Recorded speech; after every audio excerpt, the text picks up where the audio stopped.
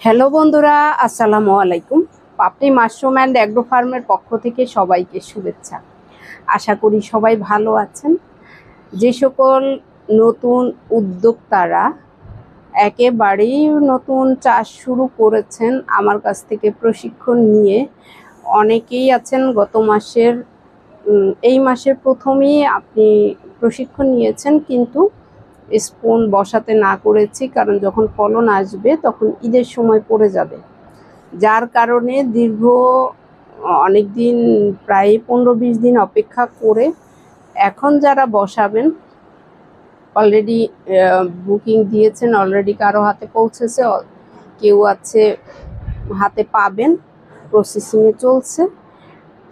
এমন অবস্থাতে যারা আছেন তারা হয়তো ভুলে গিয়েছেন, নতুন করে মনে করিয়ে দেওয়ার জন্যই এই ভিডিওটি করা, যে আপনি একেবারে নতুন জায়গাতে চাষ করেন অথবা যেগুলো মেয়াদ শেষ আবার নতুন করে বসাবেন, সেই জায়গাটা পরিষ্কার করে আপনি জীবাণুমুক্ত করবেন। নিম পাতা পানিতে ফুটিয়ে যখন পানিটা লাল হয়ে যাবে, সেই পানিটা ঠান্ডা করে স্প্রে করে নেবেন, কারণ এটা জীবাণুমুক্ত রাখার জন্যে নিম পাতাটা অনেক উপকারী, কারণ এটার কোনো সাইড এফেক্ট নেই।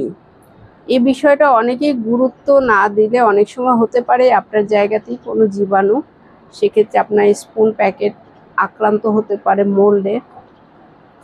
সেটা যাতে না হয়ে থাকে সেজন্য আবার ভিডিও আকারে দেয়া, যাতে আপনার দেখে মনে পড়ে যায় যে আমি বলেছিলাম, অথবা আপনি মনে থাকলেও যাতে বিষয়টা গুরুত্বের সাথে দেখেন, কারণ আপনি যদি আপনার কাজে গুরুত্ব না দেন তাহলে কিন্তু যে কোনো সময় যে কোনো অসুবিধা হতে পারে।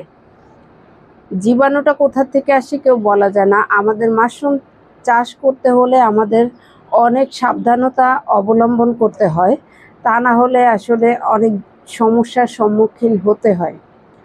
আশা করি ভিডিওটি দেখে উপকৃত হবেন। যারা জানেন তাদের তো মনে হলো, এবং যারা জানেন না তারাও জেনে নিন যে কিভাবে আপনি আপনার চাষঘরকে জীবাণুমুক্ত রাখবেন। আপনি আপনার হাউজে চেষ্টা করবেন বাহিরের কোনো জুতা যাতে প্রবেশ না করে কেউ, কারণ জুতার সাথেও জীবাণু থাকে। আপনি আপনার মাশরুম চাষঘরে আলাদা জুতা রাখবেন, সেই জুতাটা আবার বাহিরে আপনি পরবেন না।